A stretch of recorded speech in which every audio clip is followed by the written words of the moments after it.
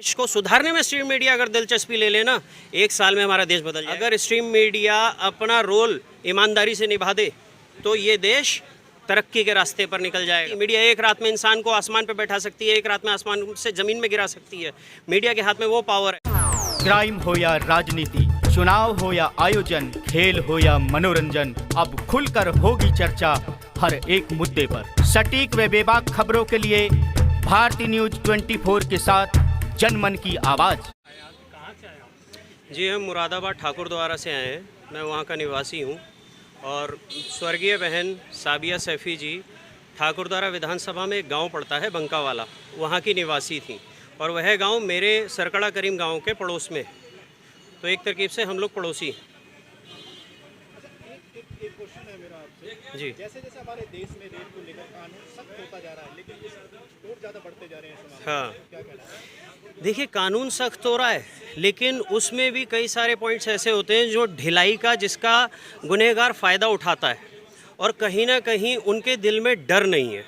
उस डर को बैठाना सबसे पहली महत्वपूर्ण स्टेप होना चाहिए हमारे देश के प्रधानमंत्री जी का, कि लोगों के दिल में एक डर बैठे कि अगर किसी ने किसी बहन के साथ ऐसा दुष्कर्म किया तो उसको 24 घंटे से 48 घंटे में फांसी दे दो।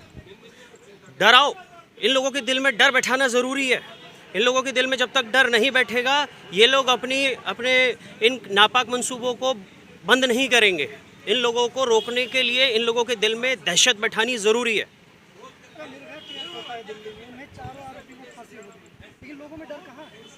देखिए, उसमें भी और हर केस में बहुत समय लगा, हर किसी को समय दिया गया। आपने देखा होगा उत्तर प्रदेश में भी एक विधायक जी ने कुछ किया था, पीछे एक कांड हुआ था, वो उसमें भी वो लोग बच के निकलने के लगभग करीब थे। और कितना समय मिल जाता है लोग इसमें और ये तो चंद केस हैं जो खुल गए, ना जाने ऐसे कितने हज़ारों केस होंगे जो बेचारी माँ बहन बेटियाँ उन केसों को बोलती भी नहीं होंगी और जनता के वो सामने भी नहीं आते होंगे। हो सकता है थाने में वो पहुँचते हो और उन्हें डरा धमका के भगा दिया जाता हो।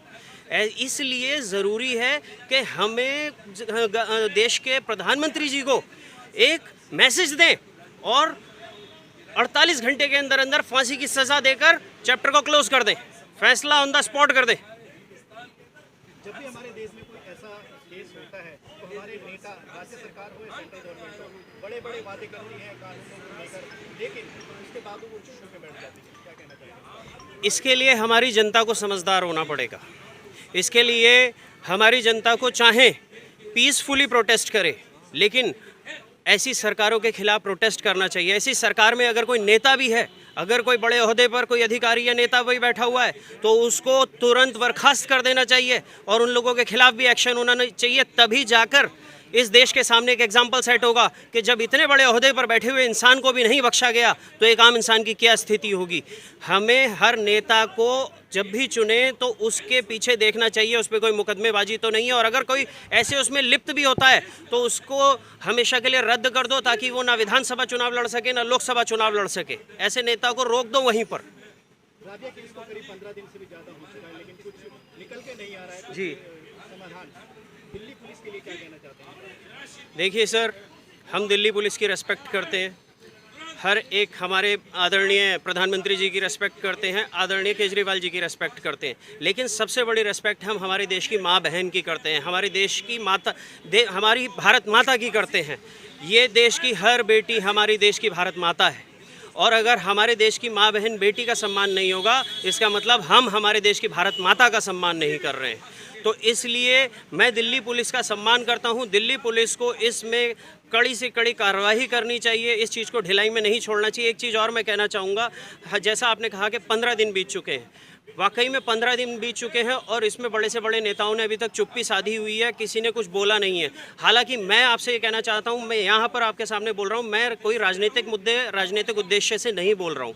मैं सिर्फ और सिर्फ मेरे क्षेत्र की, मेरे पड़ोस की बहन के साथ ऐसा हुआ और कभी किसी के साथ ऐसा ना हो, इसलिए मैं ये आवाज़ उठा रहा हूँ जंतर मंतर पर। लेकिन पुलिस की कहीं ना कहीं कमी है और नाकामी है। इसके लिए मुख्यमंत्री अरविंद केजरीवाल जी को और देश के प्रधानमंत्री जी को उन लोगों को तलब करना चाहिए, जल्द से जल्द रिपोर्ट मांगनी चाहिए और जल्द से जल्द उन लोगों को फांसी के, गुनहगारों को फांसी के तख्ते पर चढ़ा देना चाहिए। हाँ हाँ, स्ट्रीम मीडिया ने उसको बिल्कुल भी नहीं उठाया। हाँ हमें देखा जाए तो सिर्फ सोशल मीडिया पे ही वो वायरल हुई। जी, स्ट्रीम मीडिया के लिए क्या कहते हैं? देखिए सर, आज की तारीख में सारी चीज़ें, मैं आपके स्ट्रीम मीडिया हो, सोशल मीडिया हो, सभी मीडिया का सम्मान करता हूँ। मैं बहुत छोटा आदमी हूँ, मैं किसी को अपशब्द नहीं बोल सकता। आप सब लोग बहुत बड़े लोग हैं, लेकिन आप लोगों के कहते हैं ना, जब किसी के पास पावर, जितनी बड़ी पावर आती है उतनी बड़ी जिम्मेदारी आती है। तो अगर स्ट्रीम मीडिया है, सोशल मीडिया है, अगर आपके हाथ में पावर है तो कम से कम उसका फ़ायदा इंसान के, माँ बहन के हित के लिए तो करो, इंसानियत के लिए कम से कम इतना तो करो। आप भले चाहे बहुत बड़े मीडिया हैं, आप बड़े बड़े न्यूज़ चैनल्स हैं, आप करोड़ों अरबों के न्यूज़ चैनल्स हैं, हम समझते हैं आपकी मजबूरियां होती हैं, कई जगह पे नहीं उठाना चाहते, आप लोगों के ऊपर भी दबाव होता होगा, लेकिन इंसानियत से बड़ा दबाव मत मानो। लेकिन अगर आप, ये नहीं लगता आपको, अगर स्ट्रीम मीडिया इन केसों को उठाती तो उनके साथ कुछ ना कुछ इंसाफ? अगर स्ट्रीम मीडिया इसमें दिलचस्पी ले, अगर स्ट्रीम मीडिया देश को सुधारने में स्ट्रीम मीडिया अगर दिलचस्पी ले लेना, 1 साल में हमारा देश बदल जाएगा। अगर स्ट्रीम मीडिया अपना रोल ईमानदारी से निभा दे तो ये देश तरक्की के रास्ते पर निकल जाएगा। सब लोगों के दिलों में दहशत दर्द बैठ जाएगा। मीडिया क्या नहीं कर सकती? मीडिया एक रात में इंसान को आसमान पर बैठा सकती है, एक रात में आसमान से ज़मीन में गिरा सकती है। मीडिया के हाथ में वो पावर है। लेकिन 100 में से 4 या 5 लोग खराब हो जाएं तो सारा रास्ता बिगड़ जाता है, लोगों का भरोसा उठ जाता है। और कहीं ना कहीं ऐसा कुछ स्ट्रीम मीडिया में हो रहा है। उसके लिए अच्छे लोग भी हैं, मीडिया में अच्छे लोग भी हैं, वो लोग थोड़ा थोड़ा स्टेप भी करेंगे तो देश में सुधार आएगा।